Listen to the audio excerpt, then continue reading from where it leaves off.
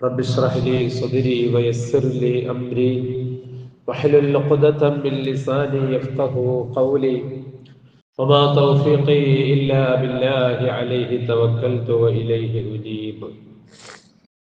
ഏറ്റവും സ്നേഹമുള്ള മുഅ്മിനീങ്ങളെ, സർവശക്തനായ റബ്ബുൽ ഇസ്സത്ത് അവന്റെ അളവറ്റ അനുഗ്രഹം കൊണ്ട് ഈ വെള്ളിയാഴ്ച ദിവസം ഈ മഹനീയമായ സദസ്സിൽ നമ്മെ എല്ലാം ഒരുമിപ്പിച്ചതുപോലെ അള്ളാഹുവിന്റെ അനുഗ്രഹീതമായ ജന്നാത്തുൽ നഈമിൽ നമ്മെ എല്ലാം ഒരുമിപ്പിക്കട്ടെ.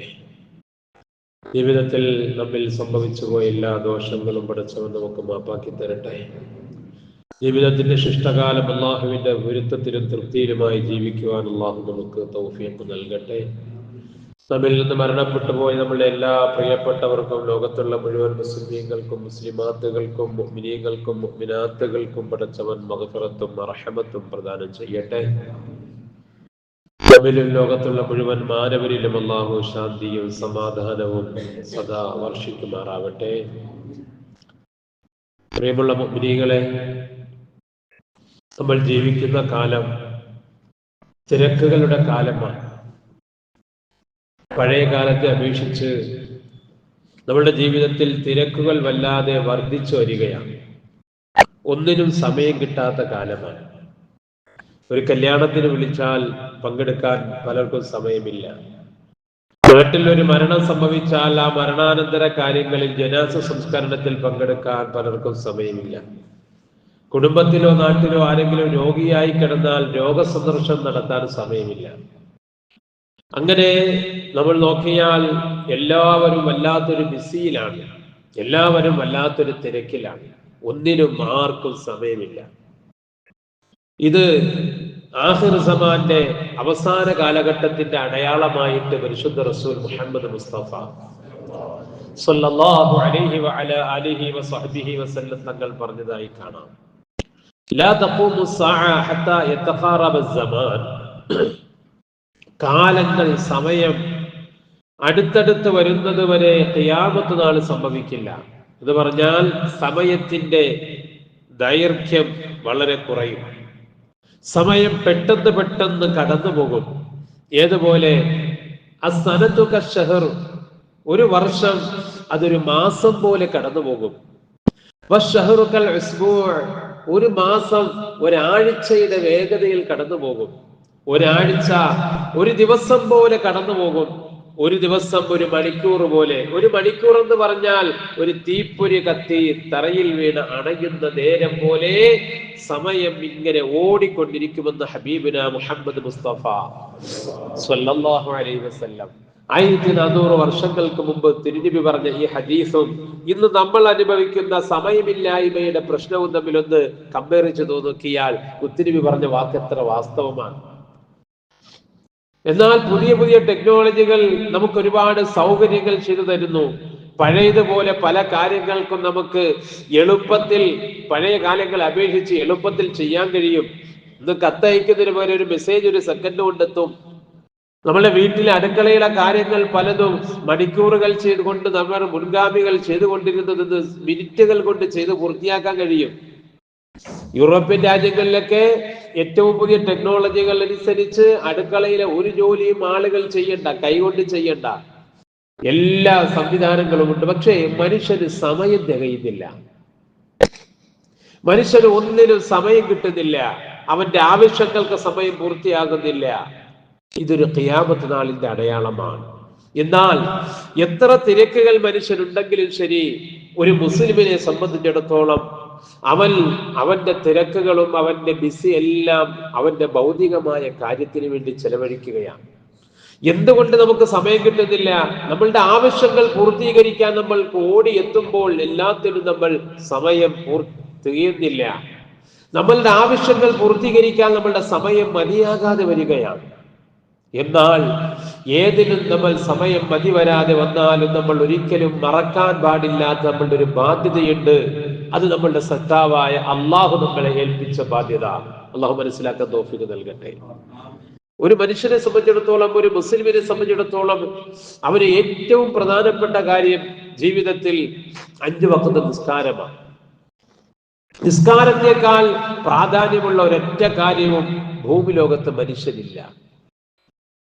സാമൂഹ്യ കാര്യങ്ങളാകട്ടെ, കുടുംബകാര്യങ്ങളാകട്ടെ, സ്വന്തം കാര്യങ്ങളാകട്ടെ, എല്ലാത്തിനേക്കാളും പ്രധാനം ഒരു മുസ്ലിമിന് നിസ്കാരമാണ്. എന്നാൽ വർത്തമാനകാലത്ത് നമ്മളൊന്ന് നോക്കി, നമുക്ക് ഒന്നിനും സമയം തികയാത്തതുപോലെ നിസ്കരിക്കാനും സമയമില്ല, ജുമുഅയ്ക്ക് പള്ളിയിൽ വരാനും ആളുകൾക്ക് സമയമില്ല. പള്ളിയിൽ വരുന്നവർ തന്നെ ഒന്ന് ആലോചിച്ച് നോക്കി, ഇപ്പോൾ നമ്മളുടെ എന്റെ മുമ്പിൽ എത്ര പേരുണ്ട്? വിരലിൽ എണ്ണാവുന്ന ആളുകൾ. പക്ഷേ ഖുത്ബ കഴിഞ്ഞ് ഇറങ്ങുമ്പോൾ പള്ളിയിൽ ആളുകൾ നിറയും. അവർ സലാം വീട്ടി കഴിയുമ്പോൾ ഇവരാരെയും കാണാൻ നമുക്ക് കിട്ടുകയുമില്ല. കാരണം പറയുന്നത് എന്താ? സമയമില്ല, താല്പര്യമില്ലാത്തോണ്ടല്ല, നേരത്തെ വരാൻ സമയമില്ല, നിസ്കാരം കഴിഞ്ഞാലോ ദുആക്ക് ഇരിക്കാൻ സമയമില്ല, അല്ലേ? മയ്യത്ത് നിസ്കരിക്കലുണ്ട് നമ്മൾ ഈ ജുമുഅ നിസ്കാരത്തിന് ശേഷം. അതിന്റെ രീതി, മയ്യത്ത് നിസ്കാരം, മറഞ്ഞ മയ്യത്തിന് വേണ്ടി മയ്യത്ത് നിസ്കരിക്കുന്നത് നമുക്ക് എപ്പോഴും വേണമെങ്കിലും നിസ്കരിക്കാം. അത് ജുമുഅ നിസ്കാരത്തിന് ശേഷം തന്നെ നിസ്കരിക്കണമെന്നില്ല. അത് നമുക്ക് സൗകര്യപൂർവ്വം എപ്പോഴും നിസ്കരിക്കാം. പിന്നെ വെള്ളിയാഴ്ച ജുമുഅയ്ക്ക് എല്ലാവരും പള്ളിയിൽ കൂടുന്നു എന്നതുകൊണ്ടാണ് നമ്മൾ ആ നിസ്കാരം, മയ്യത്ത് നിസ്കാരം ജുമുഅയ്ക്ക് ശേഷം വെച്ചിരിക്കുന്നത്. പക്ഷേ അവിടെ ജുമുഅ നിസ്കാരത്തിന് ശേഷം ഫർദ് നിസ്കാരത്തിന് ഉടനെ ചെയ്യേണ്ട സുന്നത്തായ കാര്യങ്ങളുണ്ട്. ആയത്തുൽ കുർസി ഓതുക, 33 സുബ്ഹാനല്ലാഹ്, 33 അൽഹംദുലില്ലാഹ്, 33 അല്ലാഹു അക്ബർ, 10 ലാ ഇലാഹ ഇല്ലല്ലാഹ്. പിന്നെ ഫർദ് നിസ്കാരത്തിന് ശേഷമുള്ള ദുആക്ക് പ്രത്യേക ഇജാബത്തുണ്ടെന്ന് ഹബീബായ റസൂലുള്ളാഹി സ്വല്ലല്ലാഹു അലൈഹി വസല്ലം പഠിപ്പിച്ചിട്ടുണ്ട്. ഇതെല്ലാം ഫർദ് നിസ്കാരത്തിന് ഉടനെ ചെയ്യണം. ഇതെല്ലാം ചെയ്തിട്ടാണ് നമ്മൾ എന്ത് ചെയ്യുന്നത്? മയ്യിത്ത് നിസ്കരിക്കുന്നത്. അപ്പൊ ഇടയ്ക്ക് ഒത്തിരി സഹോദരങ്ങൾ പറഞ്ഞ് ഇതെല്ലാം കൂടെ ചെയ്തിട്ട് മയ്യിത്ത് നിസ്കരിക്കാൻ നിന്നാൽ മയ്യിത്ത് നിസ്കരിക്കാൻ ആളെ കിട്ടൂലെന്ന്. കാരണം അവർക്ക് സമയമില്ല. ഈ ഇത്രയും ദിക്ർ ചൊല്ലിയിട്ട് ഇവിടെ ഇരിക്കാൻ അവർക്ക്, പാവങ്ങൾക്ക് സമയമില്ല. യഥാർത്ഥത്തിൽ അങ്ങനെയുള്ളവർക്ക് അവർക്ക് വേണമെങ്കിൽ എന്ത് ചെയ്യും? മയ്യിത്ത് നിസ്കാരം നേരത്തെ നിസ്കരിച്ചിട്ട് പോകാമല്ലോ. എന്നാൽ ഫർദ് നിസ്കാരത്തിന് ഉടനെ ചെയ്യേണ്ട കാര്യങ്ങൾ അപ്പോൾ ചെയ്തില്ലെങ്കിൽ ആ സുന്നത്ത് നഷ്ടപ്പെട്ടു പോകും. അതുകൊണ്ടാണ് എന്ത് ചെയ്യണം? നമ്മള് ജുമുഅ നിസ്കാരത്തിന് ഉടനെ നമ്മൾ ഈ ദിക്റും ലാ ഇലാഹ ഇല്ലല്ലാഹൊക്കെ ചൊല്ലിയിട്ട് ദുആ ചെയ്തിട്ട് നമ്മൾ മയ്യിത്ത് നിസ്കരിക്കുന്നത്. ഇന്ന് ഒരു മയ്യിത്ത് നിസ്കാരം ഉണ്ട്. ചെലക്കൂർ സ്വദേശിയായ ഒരു സഹോദരൻ സബീർ ജാഹി എന്ന് പറയുന്ന ഒരു ആലിമാൻ, ഒരു പണ്ഡിതൻ, അദ്ദേഹം സൗദിയിൽ വെച്ച് കഴിഞ്ഞ ആഴ്ച മരണപ്പെട്ടു. നല്ല ചെറുപ്പക്കാരനായിരുന്നു, ദീനീ പ്രവർത്തകനായിരുന്നു. അല്ലാഹു തആല അദ്ദേഹത്തിന് മഗ്ഫിറത്തും റഹ്മത്തും നൽകുമാറാകട്ടെ. ഞാൻ സാന്ദർഭികമായി പറഞ്ഞു വന്ന കാര്യം, അപ്പോൾ അതിന്റെ യഥാർത്ഥ രീതി ദുആക്ക് ശേഷം മയ്യിത്ത് നിസ്കരിക്കല. അത്രയും സമയം ഒന്ന് ക്ഷമിച്ചിരുന്നാൽ മതി. പക്ഷെ പല സഹോദരങ്ങൾക്കും അതിനുള്ള സമയമില്ല. പറഞ്ഞു വന്നത്, ഒന്നിനും സമയമില്ല. ജുമുഅ നിസ്കാരം കഴിഞ്ഞ് 2 റക്അത്ത് സുന്നത്ത് നിസ്കരിക്കാൻ സമയമില്ല. 2 റക്അത്ത് സുന്നത്തിന്റെ പ്രാധാന്യം എന്താണ് പ്രിയമുള്ളവരെ? നമ്മുടെ ദുനിയാവിന്റെ കാര്യത്തിന് വേണ്ടി നെട്ടോട്ടമാണ്, കുടുംബത്തിന്റെ കാര്യങ്ങൾക്ക് വേണ്ടി നെട്ടോട്ടമാണ്, സമ്പാദ്യത്തിന് വേണ്ടി നെട്ടോട്ടമാണ്, ജീവിതത്തിന്റെ വഴികളിലേക്ക് നെട്ടോട്ടമാണ്. അള്ളാഹുവിനോട് സമയമില്ല. അള്ളാഹുവിനോടുള്ള ബാധ്യത പൂർത്തീകരിക്കാൻ നമുക്ക് സമയമില്ല. അള്ളാഹുവിന്റെ ഹബീബ് മുഹമ്മദ് മുസ്തഫ സല്ലല്ലാഹു അലൈഹി വസല്ലം തങ്ങൾ ഒരു സന്ദർഭത്തിൽ മദീന പള്ളിയിൽ അസറിന്റെ ഫർദിന് ശേഷം 2 റക്അത്ത് സുന്നത്ത് നിസ്കരിച്ചു. അസറിന്റെ ഫർദിന് ശേഷം യഥാർത്ഥത്തിൽ എന്തില്ല? സുന്നത്ത് നിസ്കാരം ഇല്ല. അസറിന് ശേഷവും സുബൈക്ക് ശേഷവും സുന്നത്ത് നിസ്കാരം ഇല്ല. എന്നാൽ ഒരു ദിവസം നബി സല്ലല്ലാഹു അലൈഹി വസല്ലം അസർ നിസ്കരിച്ചതിന് ശേഷം 2 റക്അത്ത് സുന്നത്ത് നിസ്കരിച്ചു. സഹാബാക്കൾ ചോദിച്ചു, നബിയെ, പുതിയ വഹി എങ്ങാനും വന്നിട്ടുണ്ടോ? കാരണം അസർ നിസ്കാരത്തിന് ശേഷം സുന്നത്ത് നമ്മൾ ഇതുവരെ നിസ്കരിച്ചിട്ടില്ല. നിസ്കരിച്ചുകൂടാ എന്നൊന്നുമില്ല, പക്ഷെ അസറിന് ശേഷം സുന്നത്ത് നിസ്കാരം ഇല്ലാന്നേ ഉള്ളൂ. ഒരാളിന് ഫർള് ഖളാ ആയി പോയാൽ എപ്പോ നിസ്കരിക്കാം? അസറിന് നിസ്കരിക്കാം. ചില ആളുകളെ തെറ്റിദ്ധരിച്ചിട്ടുണ്ട് അസറിന് ശേഷം പിന്നെ ഖളാ പോലും വീട്ടാൻ പാടില്ലെന്ന്. അങ്ങനെയില്ല. പ്രത്യേക കാരണമില്ലാത്ത സുന്നത്ത് നിസ്കാരം കറാഹത്താണ് സുബഹിക്ക് ശേഷവും അസറിന് ശേഷവും. എന്നാൽ നിസ്കാരം ഖളായി പോയാൽ സുന്നത്ത് ഖളാ ഉണ്ടെങ്കിലൊക്കെ എപ്പോ നിസ്കരിക്കാം? അസറിന്റെ ഫർദിന് ശേഷം നിസ്കരിക്കുന്നതിന് ഒരു കുഴപ്പമില്ല. നബി സല്ലല്ലാഹു അലൈഹി വസല്ലം തങ്ങൾ പതിന് വിപരീതമായി അസറിന്റെ ഫർദിന് ശേഷം 2 റക്അത്ത് സുന്നത്ത് നിസ്കരിച്ചു. സഹാബാക്കൾ സംശയം ചോദിച്ചു, നബിയെ, എന്തുകൊണ്ടാണ് അങ്ങ് ഇങ്ങനെ നിസ്കരിച്ചത്? നബി സല്ലല്ലാഹു അലൈഹി വസല്ലം തങ്ങൾ പറഞ്ഞു മറുപടി, സഹാബ, ഞാൻ ളുഹർ നിസ്കാരം കഴിഞ്ഞ ഉടനെ ഇരിക്കുമ്പോൾ ബനു അബ്ദുൽ ഖൈസ് എന്ന് പറയുന്ന ഒരു ഗോത്രക്കാര് അവർ ഒരു നിവേദന സംഘമായി എന്റെ അടുക്കൽ വന്നു. ഞാൻ അവരോട് ദീനിന്റെ കാര്യങ്ങൾ പഠിപ്പിച്ചു കൊടുത്തു. അവരുമായി പല കാര്യങ്ങൾ ചർച്ച ചെയ്തു. അങ്ങനെ ചർച്ച ചെയ്തുകൊണ്ട് പള്ളിയിൽ ഇരുന്നിരുന്നിരുന്ന് മണിക്കൂറുകൾ കഴിഞ്ഞു. അസറിന്റെ ബാങ്ക് കൊടുത്തു. എനിക്ക് ലോഹറിന് ശേഷമുള്ള 2 റക്അത്ത് സുന്നത്ത് നിസ്കരിക്കാൻ കഴിഞ്ഞിട്ടില്ല. ഞാൻ അസറിന്റെ ഫർദിന് ശേഷം ഖളാ വീട്ടിയത് ആ ലോഹറിന് ശേഷമുള്ള 2 റക്അത്താണ്. ലോഹറിന് ശേഷമുള്ള 2 റക്അത്ത് നിബിതങ്ങൾ ദീനിന്റെ കാര്യം ചർച്ച ചെയ്തതിന് പേരിൽ നഷ്ടപ്പെട്ടപ്പോൾ നിബിതങ്ങൾ അത് കളയുകയില്ല, അസറിന് ശേഷം അതിനെ ഖളാ വീട്ടുകയാണ്. അപ്പോൾ എന്ത് മനസ്സിലായി? സുന്നത്തായ നിസ്കാരം പോലും ഖളാ വീട്ടൽ ആവശ്യമാണ്. നബി സല്ലല്ലാഹു അലൈഹി വസല്ലം തങ്ങൾ ആ പ്രധാനപ്പെട്ട ചർച്ചകൾ കഴിഞ്ഞിട്ട് ളുഹറിന് ശേഷമുള്ള 2 റക്അത്ത് നിബിതങ്ങൾ ഉപേക്ഷിച്ചില്ല. അത് അസറിന് ശേഷം തങ്ങൾ ഖളാ വീട്ടുകയാണ്. എന്നാൽ നമ്മൾ ആലോചിച്ച് നോക്കി, നമ്മളൊക്കെ നിസ്കാരക്കാരെന്നാ പറയുന്നത് അല്ലേ? സമയം കിട്ടുമ്പോൾ നിസ്കരിക്കുന്നവരുണ്ട്. എന്നാൽ നിസ്കാരത്തിന്റെ കാര്യത്തെക്കാൾ ഒരു മുസ്ലിമിന് ഏറ്റവും പ്രധാനപ്പെട്ടതൊന്നുമില്ല. അള്ളാഹു മനസ്സിലാക്കാൻ തൗഫീഖ് നൽകട്ടെ. ചില മോഷണക്കാരുണ്ട്, ചില കള്ളന്മാരുണ്ട്. നബി സല്ലല്ലാഹു അലൈഹി വസല്ലം പറയുന്നു, ഇന്ന അസ്വഅന്നാസി സിർഖത്തൽ, ഏറ്റവും മോശപ്പെട്ട മോഷണം ഏതെന്നറിയുമോ? അല്ലദീ യസ്രിഖു മിൻ സ്വലാത്തിഹി ലാ യതിഖു റുകൂഅഹാ വലാ സുജൂദഹാ, നിസ്കാരത്തിൽ മോഷണം കാണിക്കുന്നവനാണ്. നമ്മളിടയില് ഒരാളിന്റെ ഒരു 5 രൂപ ഒരാൾ മോഷ്ടിച്ചാൽ, 10 രൂപ മോഷ്ടിച്ചാൽ, അല്ലെങ്കിൽ അതുപോലെ എന്തെങ്കിലും മോഷണം നടത്തിയാൽ അല്ലെ, അവനെ എത്ര മോശമായിട്ടാണ് നമ്മൾ കാണുന്നത്. കള്ളൻ എന്ന് പറഞ്ഞിട്ട് പരിഹസിക്കും. എന്നാൽ ഏറ്റവും മോശപ്പെട്ട കള്ളത്തരം ഏതാ? ഏറ്റവും മോശമായ മോഷണം ഏതാണ്? ഹബീബുന മുഹമ്മദ് മുസ്തഫ സല്ലല്ലാഹു അലൈഹി വസല്ലം പറയുന്നു, ഇന്ന അസ്വഅന്നാസി സിർഖ, ഏറ്റവും മോശപ്പെട്ട മോഷണം അല്ലദീ യസ്രിഖു മിൻ സ്വലാത്തിഹി, നിസ്കാരത്തിൽ നിന്ന് മോഷണം നടത്തുന്നവനാണ്. അവൻ ആരാണ് നബിയെ? നിസ്കാരത്തിൽ മോഷണം നടത്തുന്നവൻ.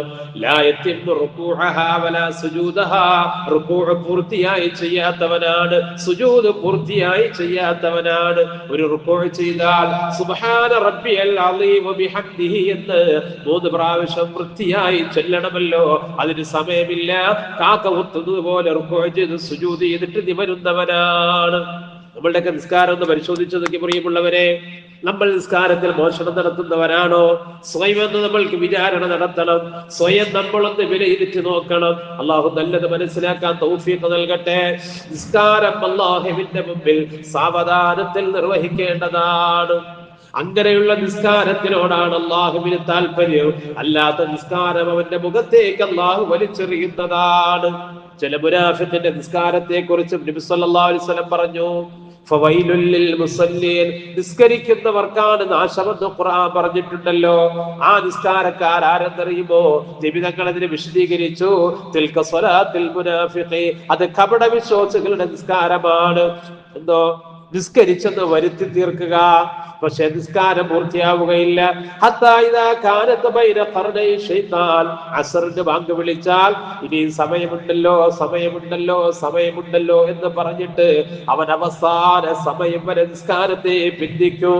എന്നിട്ടോ അവസാനം ആ സൂര്യൻ അസ്തമിക്കാൻ സമയമാകുമ്പോൾ പെട്ടെന്ന് അവൻ ഉളൂ ചെയ്ത് വന്നിട്ട് 2 കുത്തി അവൻ 2 റുകൂഉം സുജൂദും ചെയ്ത് നിസ്കാരം പെട്ടെന്ന് അവസാനിപ്പിക്കും. അത്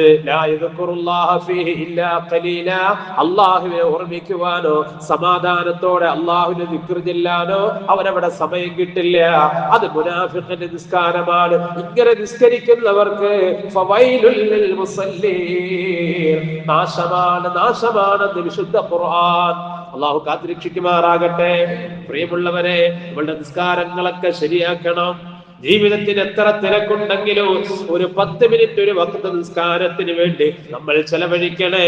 കാരണം ഇത് നമ്മൾ ഏറ്റെടുത്ത ഉത്തരവാദിത്തമാണ്. അല്ലാഹുവിൽ നിന്ന് നമ്മൾ ഏറ്റെടുത്ത ഉത്തരവാദിത്തമാണ്. ഏത് ഉത്തരവാദിത്തം? ആകാശത്തിനോടുള്ള ഉത്തരവാദിത്തം ഏറ്റെടുക്കാൻ പറഞ്ഞത് ഏറ്റെടുത്തിട്ടില്ല. ആകാശ ലോകത്തിനോട് അല്ലാഹു തആല ഏറ്റെടുക്കാൻ പറഞ്ഞ് ഏറ്റെടുത്തിട്ടില്ല. മലനിരകളോട് അല്ലാഹു ഏറ്റെടുക്കാൻ പറഞ്ഞവകൾ ഏറ്റെടുത്തിട്ടില്ല. അവകളെല്ലാം പേടിച്ച് പിന്മാറിയ അമാനത്ത്, ഒരു ഉത്തരവാദിത്വം മനുഷ്യനാകുന്ന ഞാനും നിങ്ങളും ഏറ്റെടുത്തു. അതാണ് ഞാൻ തുടക്കത്തിൽ ഓതിയ ആയത്ത്, ഇന്നാ അറദിനൽ അമാനത അലസ് സമാവാതി വൽ അർളി വൽ ജിബാൽ. ഈ ഉത്തരവാദിത്വം, അല്ലാഹുവിനെ ഇബാദത്ത് ചെയ്തു കൊള്ളാമെന്ന ഉത്തരവാദിത്വം നാം ആകാശത്തിൽ ഏൽപ്പിച്ചു. ആകാശഗംഗയോട് ഞാൻ പറഞ്ഞു നോക്കി, വിരുന്ന് വിശാലമായി കിടക്കുന്ന ഭൂമിയോട് പറഞ്ഞു, മലനിരകളോട് പറഞ്ഞു. പക്ഷേ അതിനെ ഏറ്റെടുക്കുവാൻ അവർ വിസമ്മതിച്ചു. അത് അഹങ്കാരത്തിൽ വിസമ്മതിച്ചതല്ല, അവർ പേടിച്ച് പിന്മാറിയതാണ്. എന്നാൽ അതിനെ മനുഷ്യർ ഏറ്റെടുത്തു. ഞാനും നിങ്ങളുമാകുന്ന മനുഷ്യർ ഏറ്റെടുത്തു. ഞങ്ങൾ ഈ ഉത്തരവാദിത്വം ഏറ്റെടുത്തുകൊള്ളാം. അള്ളാഹുവിനുള്ള ഇബാദത്ത് പൂർണ്ണമായി നിർവഹിക്കാമെന്ന് മനുഷ്യൻ അള്ളാഹുവിനോട് പ്രതിജ്ഞ ചെയ്തു. എന്നിട്ട് ഖുർആൻ അവസാനം, ഈ ആയത്തിന്റെ അവസാനം പറഞ്ഞതെന്താ? ഇന്നഹു കാന മലൂമാ ജഹൂലാ. ഈ ഉത്തരവാദിത്വം ഏറ്റെടുത്തിട്ട് അത് നിർവഹിക്കാത്ത എത്ര വിഡ്ഢിയാണ് മനുഷ്യൻ, എത്ര വിവരമില്ലാത്തവനാണ് മനുഷ്യൻ. അള്ളാഹു കാത്തിരക്ഷിക്കട്ടെ. ഈ ഇബാദത്ത് അള്ളാഹുവിന് വേണ്ടി ചെയ്യാമെന്ന് മനുഷ്യൻ ഏറ്റെടുത്തതാണ്. ആ ഇബാദത്തുകളിൽ ഏറ്റവും പ്രധാനപ്പെട്ടത് നിസ്കാരമാണ്. നിസ്കാരത്തെക്കാൾ പ്രധാനം വേറെ ഒന്നുമില്ല. ഇപ്പൊ ഇലക്ഷന്റെ സമയമാണല്ലോ, നമുക്ക് ഇലക്ഷൻ ആവശ്യമാണ്, തെരഞ്ഞെടുപ്പ് ആവശ്യമാണ്, സ്ഥാനാർത്ഥിയാകണം, സ്ഥാനങ്ങൾ വഹിക്കണം. അതൊക്കെ സമൂഹത്തിനെ സേവിക്കുവാനുള്ള പ്ലാറ്റ്ഫോമുകളാണ്, അതൊക്കെ ആവശ്യമാണ്. നല്ല നിലയിൽ അതെല്ലാം നിർവഹിക്കണം. പക്ഷേ അതിന്റെ തിരക്കിനിടയിലും അള്ളാഹുവിനെ മറന്നു പോകാൻ പാടില്ല. കാരണം എന്തുകൊണ്ട്? അള്ളാഹു നിർബന്ധമാക്കിയത് നിന്റെ കുടുംബത്തിന്റെ കാര്യത്തിനേക്കാൾ, സാമൂഹ്യ ബാധ്യതയേക്കാൾ നിനക്ക് അള്ളാഹുവിനോടൊരു ബാധ്യതയുണ്ട്. അതിൽ ഒന്നാമത്തത് നിസ്കാരമാണ്. അപ്പൊ നിസ്കാരം ഖളാക്കിക്കൊണ്ട്, നിസ്കാരം മുടക്കിക്കൊണ്ട്, നിസ്കാരത്തിന്റെ സമയം എടുത്തുകൊണ്ട് ദുനിയാവിൽ ആകാശത്തിന് കീഴെ ഭൂമിക്ക് മുകളിൽ ഒരു കാര്യത്തിനും നീ ഇടപെടണ്ട. അള്ളാഹുവിന്റെ റസൂലിനോട് ചോദിക്കുന്നുണ്ട്, അയ്യുൽ അമലി അഹബ്ബു ഇലല്ലാഹ്, നബിയേ അള്ളാഹുവിന് ഏറ്റവും ഇഷ്ടപ്പെട്ട അമല് ഏതാണ്? ഒരൊറ്റ ചോദ്യം, അള്ളാഹുവിന് ഏറ്റവും ഇഷ്ടപ്പെട്ട അമല് ഏതാണ്? മനുഷ്യൻ ചെയ്യുന്ന, അല്ലെങ്കിൽ ഒരു സത്യവിശ്വാസി ചെയ്യേണ്ട ഒരുപാട് കാര്യങ്ങൾ ലോകത്തുണ്ട്, നമ്മളുടെ മുന്നിലുണ്ട്. അതിൽ വെച്ച് അള്ളാഹുവിന് ഏറ്റവും ഇഷ്ടപ്പെട്ട അമൽ ഏതാണ്? കൃത്യസമയത്ത് നിസ്കരിക്കലാണ്. മുഹമ്മദ് മുസ്തഫ സല്ലല്ലാഹു അലൈഹി വസല്ലം. നമുക്ക് സാധാരണ ഒരു സത്യവിശ്വാസിക്ക് അവൻ മനുഷ്യരിൽ വെച്ച് അവന് ഏറ്റവും കൂടുതൽ ബാധ്യത അവന്റെ മാതാപിതാക്കളോടാണ്. മാതാപിതാക്കളോടുള്ള ബാധ്യതയേക്കാൾ ഈ ലോകത്ത് ഒരു ബാധ്യത വേറെ ആരോടുമില്ല. ഭാര്യയോടുമില്ല, മക്കളോടുമില്ല, നാട്ടുകാരോടുമില്ല, സമൂഹത്തിലുള്ള അധസ്ഥ വിഭാഗത്തോടൊന്നുമില്ല. ഒരു സത്യവിശ്വാസിക്ക് ഏറ്റവും വലിയ ബാധ്യത അവന്റെ ഉമ്മയോട്, ഉപ്പയോട്. അത് കഴിഞ്ഞിട്ട് വേറെ ആരുമുള്ളൂ. പക്ഷേ അവനും രണ്ടാമതാണ്. മാതാപിതാക്കളോടുള്ള ബാധ്യതയും അവർക്ക് ഗുണം ചെയ്യലും അവർക്ക് വേണ്ടത് ചെയ്തു കൊടുക്കലും രണ്ടാമതാ. അപ്പൊ ഒന്നാമതേതാ? ഒന്നാമത് നിസ്കാരം തന്നെ. ഉമ്മാക്ക് ശുശ്രൂഷ ചെയ്തു എന്നതിന്റെ പേരിൽ നിസ്കാരം ഖളാക്കിയാൽ അള്ളാഹുവിന്റെ അടുക്കൽ അവിടെ അവന് എക്സ്ക്യൂസ് ഇല്ല. അള്ളാഹുവിന്റെ അടുക്കൽ അവന് കാരണമില്ല. കാരണം ഉമ്മയേക്കാൾ, ഉപ്പയേക്കാൾ, അവരോടുള്ള ബാധ്യതയേക്കാൾ ഒരു മനുഷ്യന് ഒന്നാമത്തെ ബാധ്യത അസ്സലാത്തു ലിവഖ്തിഹാ, കൃത്യസമയത്ത് നിസ്കരിക്കലാണ്. സുമ്മഅയ്യുൽ, പിന്നെ ഏതാണ് നബിയെ? ബിർറുൽ വാലിദൈൻ, പിന്നെ രണ്ടാമത്തത് മാതാപിതാക്കൾക്ക് ഗുണം ചെയ്യൽ തന്നെയാണ്. മാതാപിതാക്കൾക്ക് ഗുണം ചെയ്യുക, മാതാപിതാക്കളെ സംരക്ഷിക്കുക, അതും രണ്ടാമതാണ്. അതിന് മുമ്പേ ഒന്നാമത്തെ നിസ്കാരമാണ്. നമ്മൾ ഇന്ന് ആലോചിച്ച് നോക്കിയേ, നിസ്കാരമുള്ളവർ തന്നെ, നിസ്കരിക്കുന്നവരെന്ന് പറയുന്നവർ തന്നെ, പള്ളിയിൽ വരുന്നവർ തന്നെ എന്തെല്ലാം കാരണത്തിന്റെ പേരിൽ നിസ്കാരം മുടക്കാറുണ്ട്, എന്തെല്ലാം വിഷയങ്ങളുടെ പേരിൽ നിസ്കാരം ഖളാക്കാറുണ്ട്. അള്ളാഹു മനസ്സിലാക്കാൻ തൗഫീഖ് നൽകട്ടെ. നിസ്കാരത്തെക്കാൾ ഒരു മുസ്ലിമിന് ഏറ്റവും പ്രധാനമുള്ളതായി ഒന്നും കാണാൻ പാടില്ല. പ്രിയമുള്ളവരെ, 1947 ഓഗസ്റ്റ് 15 ഇന്ത്യ മഹാരാജ്യത്തിന് സ്വാതന്ത്ര്യം കിട്ടി. അന്ന് റമദാൻ 27 കലണ്ടർ നമ്മൾ പരിശോധിച്ചാൽ അറിയാൻ പറ്റും. 1947 ഓഗസ്റ്റ് 15 റമദാൻ 27. ഡൽഹിയിൽ നെഹ്റുവും കൂട്ടവരുമൊക്കെയും പുതിയ ഭരണത്തിന് വേണ്ടി അല്ലെങ്കിൽ സ്വാതന്ത്ര്യം കിട്ടതിന്റെ സന്തോഷത്തില് മീറ്റിങ്ങുകൾ കൂടുകയാണ്, ചർച്ചകൾ നടക്കുകയാണ്. പക്ഷേ സ്വാതന്ത്ര്യത്തിലേക്ക് വഴിതെളിച്ച ഒരു മനുഷ്യൻ അവരുടെ കൂട്ടത്തിലില്ല. അബുൽ കലാം ആസാദ്, ഇന്ത്യയുടെ ആദ്യത്തെ വിദ്യാഭ്യാസ മന്ത്രി, അദ്ദേഹം ഡൽഹി ജുമാ മസ്ജിദിൽ ഇരിക്കുകയാണ് 27-ാം രാവിലെ. ആ മനുഷ്യൻ ഇന്ത്യ രാജ്യത്തിന് വേണ്ടി പാടുപെട്ട് കഷ്ടപ്പെട്ട് സ്വാതന്ത്ര്യ സമരത്തിൽ ഇടപെട്ടു. ഇന്ത്യയുടെ പുതിയൊരു മന്ത്രിസഭയ്ക്ക് രൂപകൽപ്പന നൽകുന്നതിൽ ഒരുപാട് പങ്ക് വഹിച്ചു. പക്ഷേ 27-ാം രാവ് സ്വാതന്ത്ര്യത്തിന്റെ അർദ്ധരാത്രി അദ്ദേഹം എവിടെയാണ്? അള്ളാഹുവിന്റെ പള്ളിയിൽ ഇരിക്കുകയാണ്. ഒരു മുസ്ലിമിന് എല്ലാത്തിനേക്കാളും വലുത് അള്ളാഹുവാണ്. അള്ളാഹുവിന് വേണ്ടിയുള്ള ഇബാദത്താണ്. 2ാം സ്ഥാനവും 3ാം സ്ഥാനവുമാണ് വേറെ ഏതിനും കൊടുക്കേണ്ടത്. അതുകൊണ്ട് പ്രിയമുള്ളവരെ, ഏത് തിരക്കിനിടയിലോ ഒരു മുസ്ലിം അള്ളാഹുവിനോടുള്ള ബാധ്യത മറക്കരുത്. അതിൽ ഏറ്റവും പ്രധാനപ്പെട്ട നിസ്കാരമാണ്. എത്ര തിരക്ക് വന്നാലും നിസ്കാരത്തെ മുറുകെ പിടിക്കണേ. അള്ളാഹു തൗഫീഖ് നൽകട്ടെ. സാധു പരിശുദ്ധമായ ഉംറയ്ക്ക് വേണ്ടി നമ്മൾ പോയപ്പോൾ യാത്രയിൽ കണ്ടത്, ഓരോ വർഷവും അവിടെ ചെല്ലുമ്പോൾ മുൻപത്തെ വർഷത്തേക്കാൾ കഠിനമായ തിരക്കാണ്, വല്ലാത്ത ക്രൗഡാണ് അവിടെ വരുന്നത്. ഓരോ വഖ്ത് നിസ്കാരത്തിന് ശേഷവും ഒരു സ്റ്റെപ്പ് നടന്ന് നീങ്ങുവാൻ 2-3 മിനിറ്റ് വേണം. ഒരു വഖ്ത് നിസ്കാരം കഴിഞ്ഞ് ഗ്രൗണ്ടിലേക്ക് ഇറങ്ങിയപ്പോൾ യഥാർത്ഥത്തിൽ പേടിച്ചു പോയി. എവിടെ എന്തെങ്കിലും ഒരു ഞെരുക്ക് വന്ന് വീട് പോയാൽ കുറെ പേരത് കാരണം മരിച്ചു പോകും. അവിടുത്തെ പോലീസൊക്കെ അത്രത്തോളം നിയന്ത്രിക്കുന്നത് കൊണ്ടാണ് ഇത് കൃത്യമായി പോകുന്നത്. അൽഹംദുലില്ലാഹ്. പറഞ്ഞു വന്നത്, ലോകത്ത് ഇതുപോലെ എത്രയോ സത്യവിശ്വാസികൾ ലക്ഷങ്ങളാണ് ആ മണ്ണിലേക്ക് ഓരോ ദിവസവും വന്നെത്തുന്നത്. അള്ളാഹുവിന്റെ കാര്യത്തിന് മുൻഗണന കൊടുത്തത് കൊണ്ടാണ്. നമ്മളെ നാട്ടിലൊക്കെ ജീവിക്കുന്ന നമുക്ക് എന്തുകൊണ്ടോ നമ്മളുടെ പള്ളിയിലേക്ക് കയറി വരാൻ തോന്നുന്നില്ല. 5 വഖ്ത് നിസ്കാരം ജമാഅത്തായി നിസ്കരിക്കാൻ തോന്നുന്നില്ല. അള്ളാഹു നമുക്ക് അതിനുള്ള ഈമാൻ നൽകി അനുഗ്രഹിക്കുമാറാകട്ടെ.